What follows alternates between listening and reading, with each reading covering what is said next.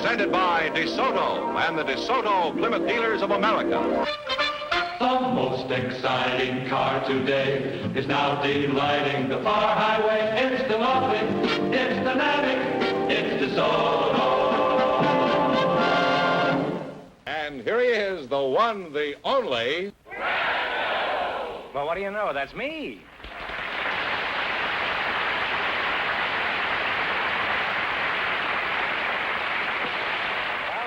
Again with $2,500 for one of our couples. And if any of them say the secret word, the secret word, boys, will fly down and pay him $100. The word tonight is door. George Fenneman, who's supposed to try for the $2,500? Well, just before we went on the air, we asked if there were any young single people present tonight, and our studio audience selected Miss Nina Kramer, Mr. Clarence Allen, and here they are. Folks, come on in here and meet Groucho Marx. Well, welcome for the DeSoto Plymouth Dealers. And you say the secret word, you'll divide $100. It's a common word, something you'll find around the house. You're both single, eh?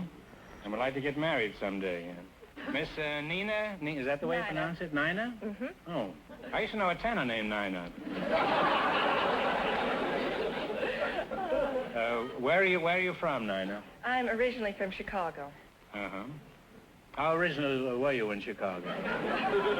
19 years ago. 19 years ago? Then you've been here about 2 years, is that right? No, I've been here about 10 years. Oh, you're not 29, are you? Now you've got me confused. No, I'm 19. You left Chicago 19 years ago and you're 19 years old? No, I was 19 How did you come out, by bassinet? Would you mind repeating that whole thing again? How old are you? I'm 19. 19? Yes. How long since you left Chicago? Oh, about 10 years. Oh, I see. That would make you 14 years old. You could leave it at that. Okay, leave it. And what's your hometown, sonny boy? Clarence? I'm from Claremont, California. Claremont? Claremont. I thought that was in Oklahoma. Not the one in California. Probably not. And I guess the one in Oklahoma is not the same one that's in California. That's where Will Rogers comes from, you know. Oh, he does? Claremont. See, now you've learned something tonight. That'll cost you $3. What is your age, Clarence? I'm 25. What kind of work do you do, Clarence? I'm a geologist. Don't change the subject. I asked you what kind of work. Well, geologists are really doing a wonderful work these days. Now, what do they do? Oh, we study rocks, hunt for minerals, hunt for oil, hunt for anything valuable in the Earth's surface. You actually look for rocks, is that it? That's right. Just wanted to be sure. In this program, we never take anything for granted, you know.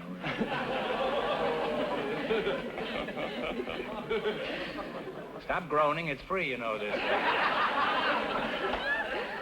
Nobody forced you to come down here tonight. I could have used all your tickets tonight.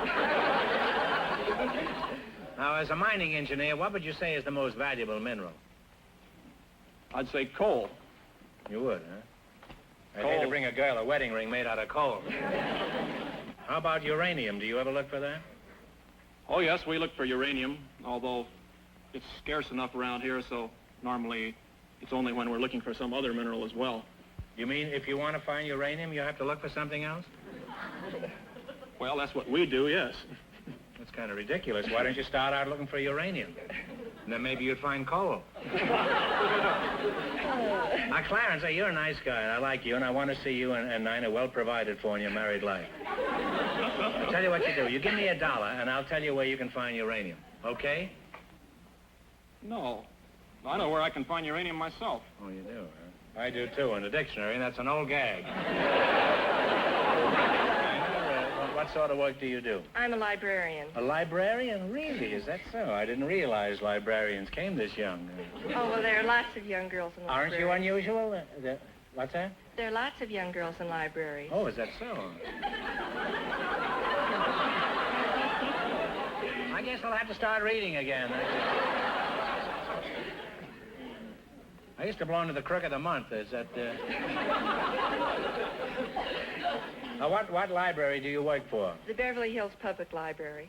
Really? I live in Beverly Hills. I don't think I've been there. Where is it located? Well, it's in the city hall, right next to the police station. Well, I've been there, all right. On the other hand, maybe it was the library.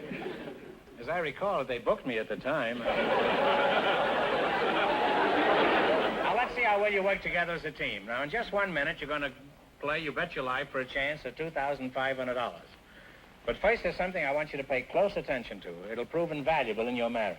You selected animals and nursery rhymes. Here's your first question. How much will you bet? 18? 18. Sounds good. 18. All right. What kind of a pet did old Mother Hubbard have? A dog. A dog is correct. Well, you're on your way. You have $38. Remember, you're going for $2,500 tonight. Now, how much of the 38 are you going to bet on this one? 5?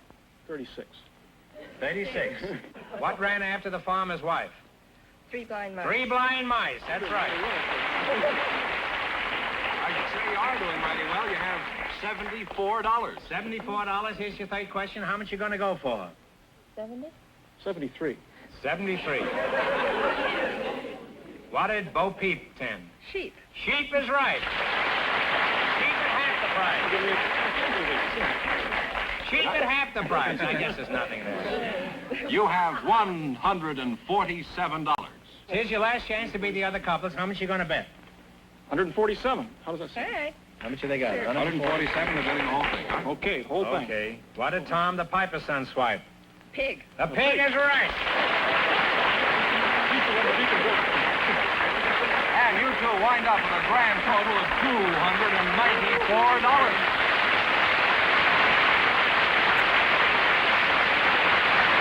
We invited some Army officers to the program tonight, and just before we went on the air, our studio audience selected Major Crossley. His partner is a housewife from the audience, Mrs. Sylvia Sparks. Folks, come out here and meet Groucho Marx. Well, welcome to You Bet Your Life. Say the secret word and you'll divide $100. It's a common word, something you'll find around the house. Mrs. Sylvia Sparks, you're the housewife, huh? Yes. You look like you could give off many sparks. I used to wonder who was Sylvia. Where you from, Syl? New York. You from New York? Yes. Uh-huh. What does your husband do? He's a mechanical engineer at Norris Stamping and Manufacturing Company. And Major Ross Crosley, what is your hometown, Major? My home is Columbus, Ohio. Are you married, Maj? Yes, sir. Very much so. Did you volunteer or were you drafted? Sir, I volunteered. Should have married the Army. After 20 years, the Army gives you a pension. How long you been married, Sylvia? 4 months. 4 months, huh? First time out? Yes.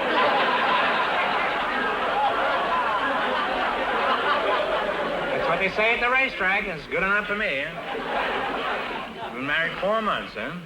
Now, how long you been married, Major? I notice you have some decorations on. Is that from the marriage? No, I've been married. Distinguished service at home in the kitchen? No. Groucho, I've been married for 13 years. Now, which branch of the service are you in? I'm in the Quartermaster Corps. Now, what do you do as a quartermaster? Well, we supervise the procurement of perishable foods for the armed forces. Well, like what, for example? Well, what kind like of supplies do you purchase? Meats and dairy products and fresh fruits and vegetables, eggs, butter. Well, do you pay retail or wholesale prices? Well, we pay wholesale prices. We can't afford to pay retail prices because we buy in such large volumes. I buy in small quantities, and I can't afford to pay retail prices. And when you buy in such large quantities, how do you know you're not getting stung? We have everything inspected, Groucho. If we, for example, if we buy meat, why, we have the veterinarian inspect all of it. Well, where do you buy your meat? Santa Anita? No, we buy our meat in the manner, as I just told you, from the packing houses and so forth. Now, suppose you buy a carload of strawberries. Do you turn the train over to see if the bad ones are on the bottom? No, we... How do you know that all the strawberries are going to be good? We have inspectors look at the strawberries. What are they? Are they on the bottom of the car? Well, they don't turn the whole bottom over, but they may pick a crate here and crate there, and sometimes they look on the bottom, too. Well, by the way, as a quartermaster, would you say the Army travels on its stomach? Yes, definitely, yes. The Must Army be quite a travels- sight after a 20-mile hike. All those soldiers soaking their tired stomachs in a bucket of warm water. All right, now, suppose you're buying meat for your own home. What do you look for? You, Mrs. Sparks. The butcher. Well, that is, there's one butcher I usually go to. Oh, you look at and the butcher first, huh? I ask him. Mrs. Sparks, Uncle Sam needs you. If there were more women like you in the service, the Army would stop traveling on the stomach. They'd get up on their toes and follow you. Well, I've learned a lot about shopping tonight. Now, let's see if you two can win a little grocery money. You might win $2,500. Run you $20 into more than our other couples. I can't tell you how much our first couple won, but Fenneman's offstage to remind our listeners. The librarian and the engineer won $294. Here we go. Let's see how high I can build you $20. You select the George Washington as your subject. Here's your first question. How much will you bet? 15. Let's make it 15. 15. 15? What is the name of George Washington's home? Mount Vernon. Mount Vernon is correct. And you're off to a good start. You have $35. You'd have missed that, Major. You'd have been drummed out of the Army. Remember, you're going for $2,500 tonight. Now, how much of the 35 you're going to go for? Oh, we'll go for 20. 20? Is that all right, Mrs. Sparks? What's the first name of George Washington's wife? Martha. Martha is right.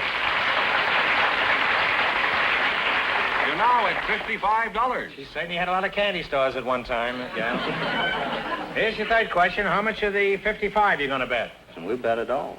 You're going to bet the 55. All right, where did Washington's army spend the bitter winter of 1777? Valley Forge. Valley Forge is right.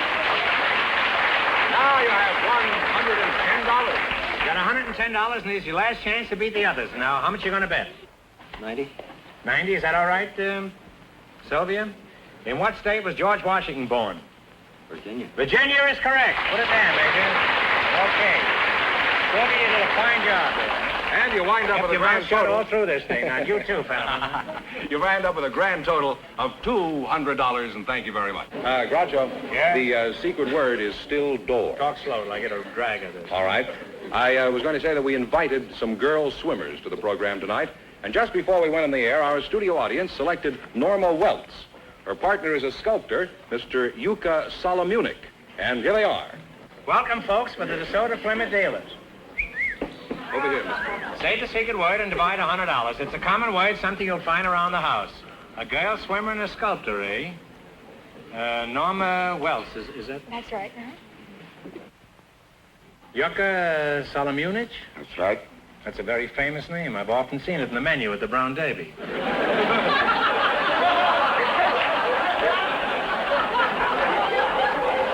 You're some kind of an hors d'oeuvre, aren't you? No, I'm a sculptor. A sculptor, huh? Oh. That's quite a jump from hors d'oeuvres, huh? How did you ever get a name like Yuka Solomunik? Just like you did. My parents give it to me. As far as I know, your parents didn't even know me. Now, what does your name mean in the Brown Derby? It means salt of Munich. It means what? Salt of Munich. Salt of Munich? That's right. Oh.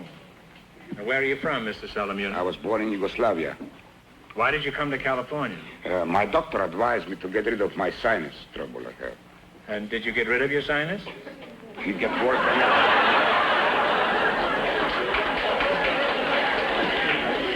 You say you didn't get rid of your sinus? No, it's worse than before. Well,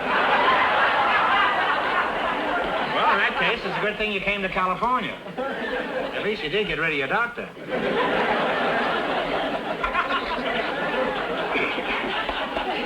Could you sound off in Yugoslavian, Yuka? Sure. I speak it very well, you know. Go ahead, say something. Ti imaš veoma dobru glavu. Oh, you're a southern Yugoslav. Okay, I give up. What did you say? You have very interesting head.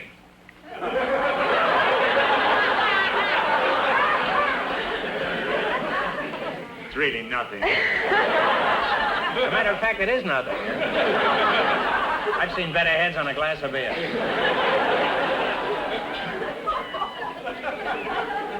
Are you married, Yuck? Yeah. I'll call you Yuck. We get familiar very swiftly on this show. You're married, Yuck? Yeah. How'd you meet your wife? Well, she used to come to my classes where I used to lecture in the sculpturing, on sculpturing. Oh, you were a lecturer? Lecturing. Oh, a lecturer. Teaching. Oh, I don't hear very well. I don't either. And how did you meet her? She was sitting in the audience? And Yes, she was teaching. spellbound at your lecture? She was not spellbound, but she was attracted to me, you see, and I had fallen in love with her nose. You fell in love with her nose? That's right. Did she have it with her? Yeah. Particularly her left nostril. You fell in love with her left nostril, huh? What was the matter with the right one? And what happened? You walked up to her after the lecture? Yeah. And what did you say to her? I told her I like your nose. No, this isn't your wife. You're a little... Now, Norma, that's a very pretty name, Norman. You're a very pretty girl, huh? Thank you. Have you always been this pretty? Well, I guess so. You're a swimmer, huh? Do you swim for a living? No, I'm a low freshman at SC. What kind of course are you taking there? 3 points to the starboard? No, elementary education. Oh. How old are you? 18. 18, huh? Are you being rushed by any of the fraternities at school? No, you mean sororities. Fraternities don't rush women. Things have certainly changed since I went to school. We used to rush anything. Mr. Solomunic, haven't you got a nickname? What'll I call you? You don't want me to call you Yuck, huh? Call me Yuck or George. I'll call you Yuck. I like it better. Let's talk about sculpturing. How did you acquire this skill? Well, first I was born. Well, Then that's reasonable to believe. Then I went to a famous academy to study. And then? And then I became a sculptor. Well, how did you decide to become a sculptor? I kind of like it, appealed to my sense. I study technical thing about sculpture, history of art, and anatomy. Well, I've studied anatomy, but I doubt if I could ever be a sculptor. However, I'm told I'm a pretty good chiseler. Now, do you think that Norma here would make a good statue? I think she would. Are you looking at her nostril, or are you just... Well, I'm looking at her interesting head. She has a very fine proportion head. Very beautiful nose. Steady there, Yuck. Now, when you see a beautiful woman, what's the first thing an artist like yourself looks for?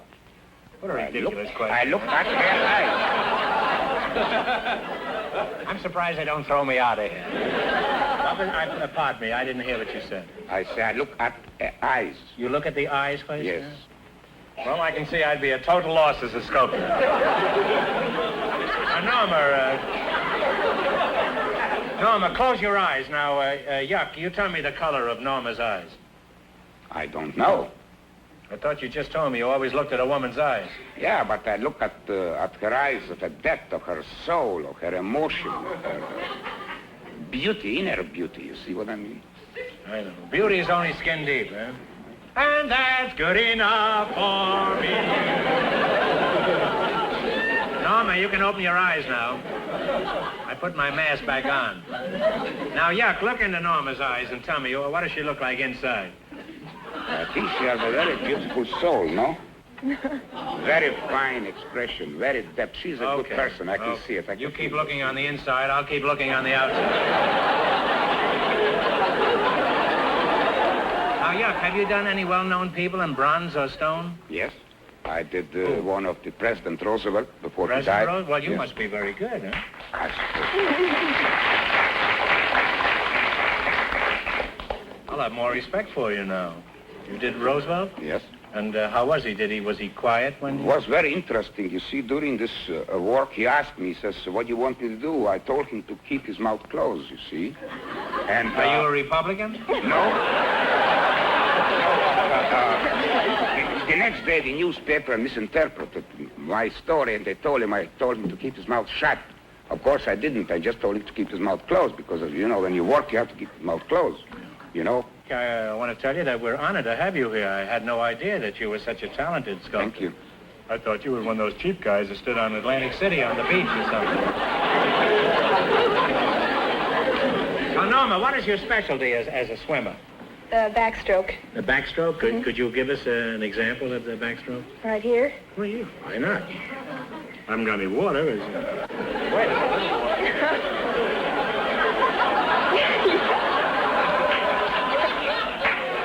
I don't think that's enough. It's not enough, huh? No. Is there any water in the audience? Well, just get us a kind of what they call a dry run. Okay.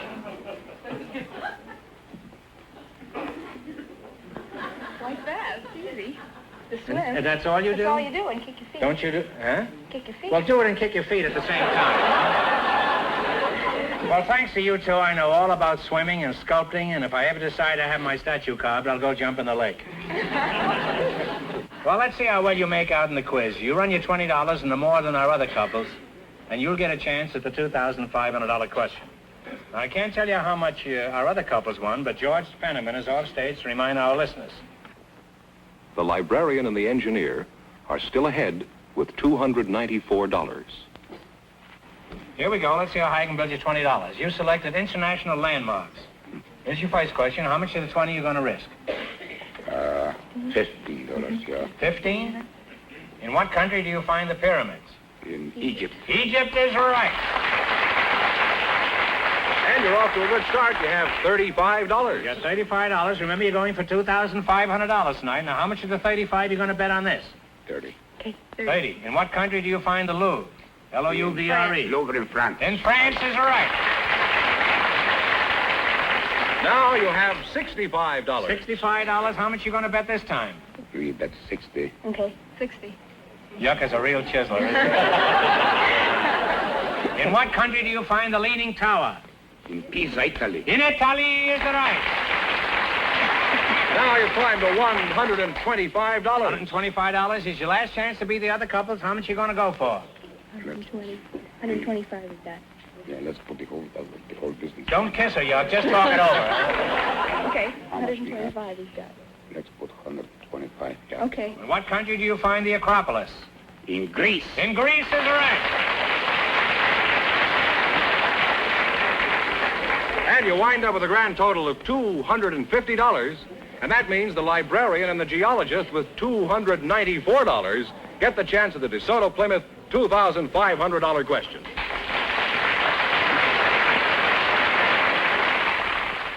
All right, now we'll find out. You've been hanging around these books all these years. We'll find out if you really know anything. Here we go for $2,500. I'll give you 15 seconds to decide on a single answer between you, so think carefully and please, no help from the audience. Here it is. If the President of the United States and the Vice President should both resign, who is next in line to succeed to the office of Chief Executive? The Secretary of State. He's Secretary of State or the Chief Justice? One answer between you. Talk it over. Talk it over. I'll say Secretary of State. We want one answer between you. All right, what is the answer you two have decided upon? We'll say the Secretary of State. No, I'm sorry. According to law passed in 1947, the Speaker of the House of Representatives. So that means the big question next week will be worth $3,000. Well, you lost the big money, but you won how much? $294. $294 in the quiz. Congratulations, and thanks to both of you and to all of our contestants on the show tonight.